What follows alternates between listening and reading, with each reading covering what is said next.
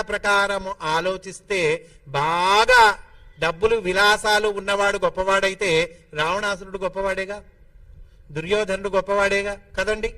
ఇప్పుడు ఉన్న మనము ఆలోచన విధానము ప్రకారము రావణాసురుడు గొప్పవాడే, దుర్యోధనుడు గొప్పవాడే. కానీ గొప్పవాడు మరి రావణాసురుడు హీరో ఎందుకు కాలేదు, దుర్యోధనుడు ఎందుకు హీరో కాలేదు, ఎవరు హీరో అయ్యారు ఇది చూసుకోవాలి. కనుక ధర్మానికి నిలబడ్డవాడు హీరో. ధర్మానికి నిలబడటము గొప్పతనం. అర్ధకామాలు ఉండవలసిందే. ముఖ్యంగా గృహస్థుకి అర్ధకామాలు కావాలి.